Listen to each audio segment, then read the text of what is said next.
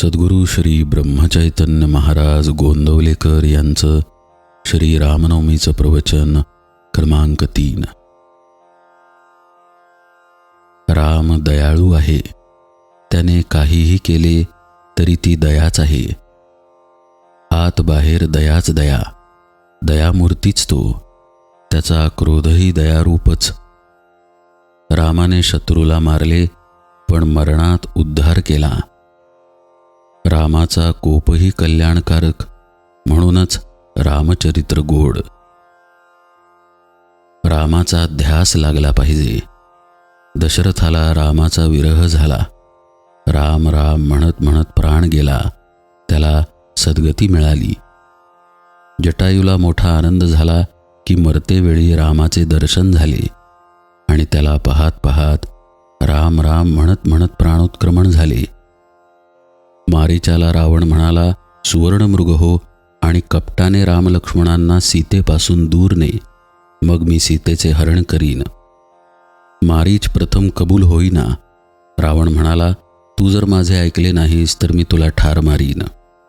मारीच मनात म्हणाला, रावणाच्या हातून मरण्यापेक्षा रामाच्याच हातून मेलेले काय वाईट.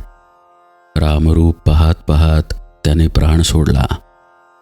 त्यालाही रामाने आत्मस्वरूपात मिळवले. रावणाला मंदोदरी म्हणत होती, महाराज तुम्ही महान अपराध केलात, रामाची सीता त्याला देऊन टाका.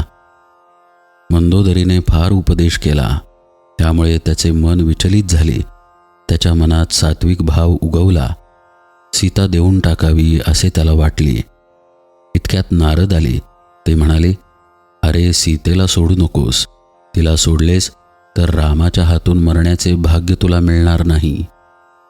म्हणून रावणाने रामाच्या हातून मृत्यू पत्करला आणि त्याच्या देखत प्राण सोडला. रामाची सर्वच कृती गोड, आकृती गोड, मग त्याच्या नामात किती गोडी असली पाहिजे. पण आपल्या अंतरात थोडा तरी सद्भाव, विश्वास पाहिजे. अंतरी थोडे तरी नामप्रेम असावे, मग नामस्मरणात फार आनंद येईल. आपल्यामध्ये प्रेम नाही असे आपल्याला वाटते, पण प्रेम नाही कसे? प्रेम आहे, पण ते आपण प्रपंचात लावले आहे. तेच रामनामात लावायचे आहे. त्यासाठीच रामचरित्र ऐकावे. आपल्याला जुळणारे असेच रामचरित्र आहे. प्रापंचिकाला ते आदर्शरूप आहे, म्हणून त्याचेच अखंड स्मरण करावे.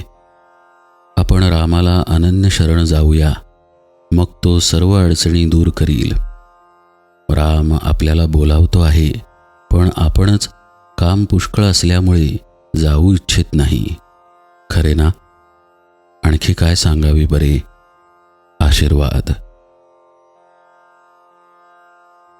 जानकी जीवन स्मरण जय जय राम.